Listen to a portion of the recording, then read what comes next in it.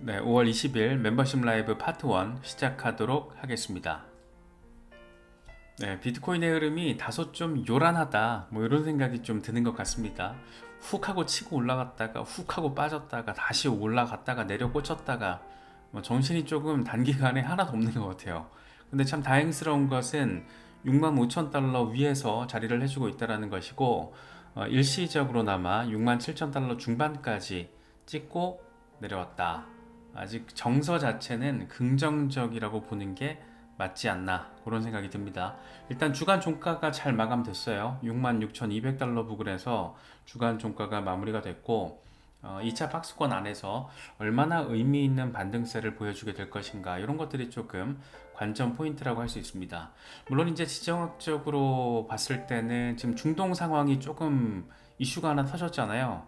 그래서 그런 것들이 어떻게 될 것인가, 그리고 금리 인하와 관련해서 오늘 블랙록이 발표 하나 했더라고요. 9월부터 두 번 정도 올해 금리 인하 단행할 것 같다, 이렇게 또 얘기가 나오고 있어서 위험자산 시장에 있어서는 참 이게 긍정적인 재료와 우려점이 지금 막 섞여 있는 상황이긴 합니다. 그래서 조금 뭔가 멍 때리면서 막연하게 기대를 하기에는 위험할 수가 있는데, 전반적으로는 일단 지금 현재 스코어만 놓고 봤을 때는 상황은 나쁘진 않다, 이 정도로 우리가 생각을 해볼 수 있지 않을까 생각이 듭니다. 맥스 같은 경우에는 긍정적으로 얘기를 해요. 비트코인이 또 한 번의 상승을 앞두고 있다. 이 주간 RSI가 재설정돼서 지금 상승 여력이 충분하다. 다시 말해서 RSI가 이제 매수세가 달라붙으면서 비트코인 현물 가격을 끌어올릴 수 있는 그런 긍정적인 환경이 조성됐다. 이제 곧 반등 나올 것이다 라고 긍정적으로 이야기를 하고 있습니다. 지금 주간 종가 마감 상황이 괜찮다 보니까 렛노이어가 얘기를 했던 게 다시 한번 조금 떠오르더라고요. 65,000달러 위에서 주간 종가가 마감될 경우에 6주 안에 84,000달러를 바라볼 수 있다. 이게 하루 전에 나왔던 분석인데, 지금 6주라고 해봤자 이제 6월 말이 되는 거잖아요. 그래서 사실상 상반기가 끝날 즈음에 이 84,000달러로 나아갈 수 있다는 거라서 어느 정도는 약간 현실감 있게 느껴지기도 하고, 이 대칭 상가 패턴이 완성될 때마다 급등세를 차트적으로 잘 보여줬고, 이번에 지금 뚫고 올라와 줬기 때문에 추가적인 반등 가능성 몇 주에 걸쳐서 84,000달러까지 내다볼 수도 있는 그런 상황. 단기적으로는 막 어질어질한 것 같은데 사실은 잘 지금 나아가고 있다라는 점도 약간만 좀 줌아웃해서 바라보면 느낄 수 있지 않나 생각됩니다. 젤레 같은 경우에는 지금 올해 2월 상황과 비슷한 움직임을 보이고 있다라고 이야기를 합니다.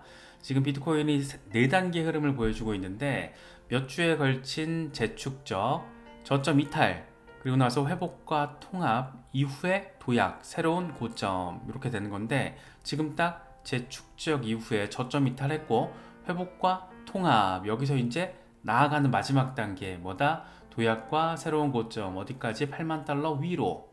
그래서 하는 얘기가 이 4단계가 이 8만 달러 위로 향하는 랠리가 이번 주에 이제 시작이 될 것으로 예상된다라고 상당히 전폭적인 이야기를 하고 있습니다. 이렇게 바라보고 있으면 차트가 너무 비슷해서 유사해서 약간 진짜 이거 야 뭐지 싶은 생각이 들기도 하는데, 이런 흐름이 다시 한번 나와줄 수 있을지 한번 잘 우리가 지켜봐야 될 것 같습니다. 애쉬크립토 같은 경우에는 지금 일간 하락 추세 채널이 깨졌다. 그래서 더 많은 거래량만 뒷받침해주면은 급반등 나올 수 있다, 이런 얘기를 하고 있습니다. 대형 기관들이 돌아와서 지금 비트코인을 매수하고 있고, 올타임 하이까지 이제 고작 6,000달러 정도밖에 남지 않았다. 연말 10만 달러 가능할 것으로 기원한다, 이런 얘기를 합니다.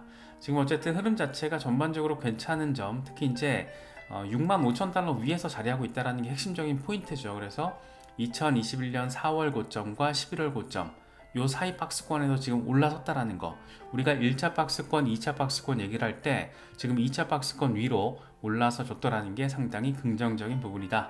그렇기 때문에 이렇게 의미 있는 전망들도 나오고 있다, 이렇게 조금 바라보시면 될 것 같습니다. 2014년에서 17년 사이클 그리고 지금 현재 상황을 보면 되게 비슷하다라는 거예요. 과거에 보면은 반감기를 딱 거치면서 두 번 저항 때려 맞는 것처럼 보였다가 이후에 폭등. 그런데 이번 같은 경우에도 일단 반감기 잘 거쳤고 이제 여기 단계인데 한 두 번 정도 조정 나올 수 있고 이후에 폭등. 이건 내년 상황이 되겠죠. 그래서 과연 어떤 흐름을 보여주게 될지 너무 많이 궁금한데 어쨌든 차트적으로는 잘 나아가고 있다. 이런 부분들 주마음만 해보면은 마음이 조금 편안해지는 것 같아요. 상대적으로. 닥터 프라핏이 재미있는 얘기를 합니다. 지금 가장 강력한 지표는 28,000달러 이후에 강력한 지지를 보여주고 있는 100일 이동평균이다. 비트코인은 이걸 따라서 상승세를 이어갈 것이고 다음 목표는 82,000달러에서 88,000달러 사이 구간이 될 것이다. 얼추 지금 비슷한 얘기들이 나오고 있다는 거 느껴지실 거예요.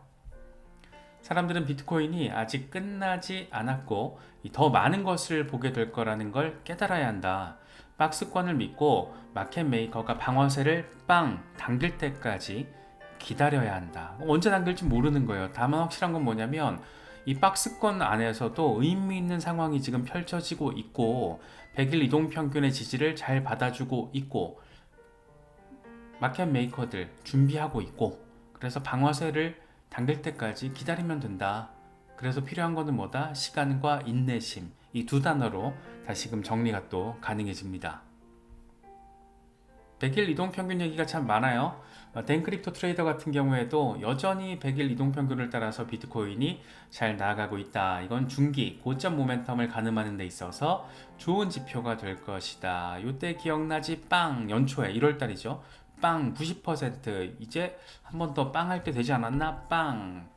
그러면 이제 전고 뚫어내고 8만 달러를 향한 랠리에 대한 이야기가 맥락적으로 지금 이 차트에 깔려 있다라고 우리가 해석을 할 수 있겠죠. 마이크로 스트래티지가 참 요즘에 분위기가 좋습니다. 이 조 버넷이 그래서 이런 의미 부여를 해요. 마이크로 스트래티지를 통해서 패시브 펀드 자금이 비트코인으로 엄청 흘러들어올 것이다. 왜? 마이크로 스트래티지가 글로벌 주가지수 MSCI 글로벌 주가지수에 5월 말 이제 편입이 되기 때문입니다.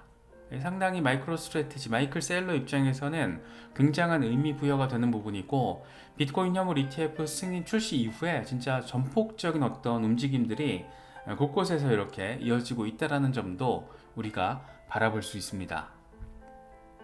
5월 31일 장 마감이 되면 마이크로 스트래티지는 MSCI 전체 지수에서 비중이 0.02%에서 0.03%로 상승이 되고 10억 달러 자금이 마이크로 스트래티지 주식을 자동으로 매입한다는 것을 의미한다.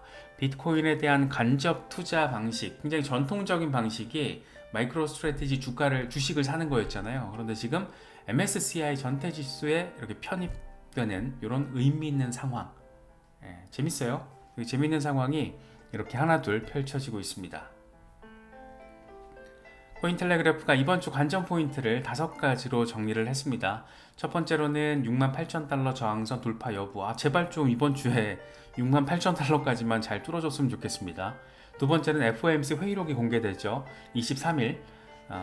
세 번째로는 비트코인 현물 ETF 유입세가 지속될지 여부. 네 번째로는 거래소 보유량이 감소하고 있는 상황. 다섯 번째는 공포 탐욕 지수, 이 탐욕 단계가 이어질지 요거 5가지를 지금 이번 주 5대 관전 포인트로 꼽았습니다. 나머지는 다 고만고만한데 이 거래소 보유량 감소 상황이 상당히 눈에 띄어요. 지금 주요 거래소에서 비트코인 보유량이 191만 8,417개래요. 그런데 이게 지금 2017년 이후 최저 수준.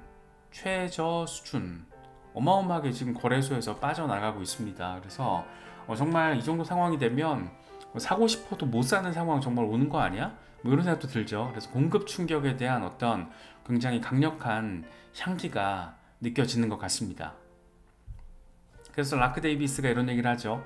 거래소에서 비트코인 공급량이 지금 최저치를 경신했는데 곧 구매할 수 있는 비트코인이 남아있지 않은 시기가 올 거야.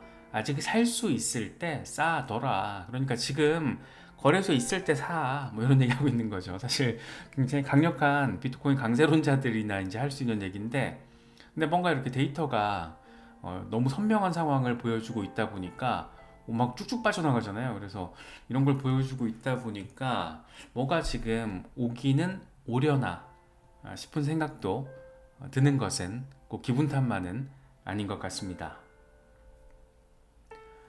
고래 한 마리가 24시간 동안 1억 6천만 달러 규모의 비트코인 1590개를 매수를 했다라고 합니다. 이렇게 대형 은행, 연기금, 고래 등 모두가 비트코인을 축적하고 있다. 공급 충격은 이미 현실화되고 있다. 마켓메이커가 방아쇠를 빵 하고 날리는 순간 어마어마한 일이 벌어질 수 있다는 것을 지금 여러 분석가들이 조금은 다르지만 거의 비슷한 방향성을 가지고 이야기를 하고 있습니다.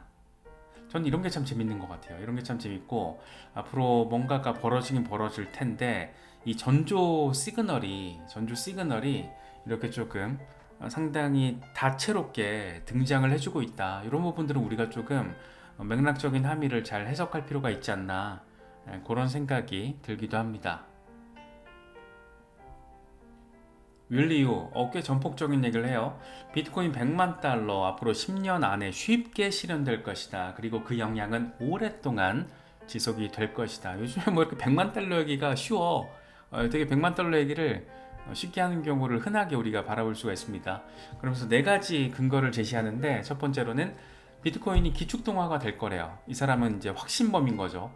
비트코인이 기축통화가 될 거고 중앙은행 부패를 척결하게 될 거고 전쟁 비용이 증가하게 될 거고 미래를 위한 젊은 리더십이 등장하게 되면서 지금과는 세상이 완벽하게 달라질 모습, 특히 이제 화폐 패권의 완벽한 전환 이런 것들을 지금 이야기를 하고 있습니다. 전쟁 비용 증가한다는 게 저는 개인적으로 조금 재밌더라고요. 이 비트코인은 분산화된 통화이기 때문에 이제 자금 조달이 상대적으로 어렵다.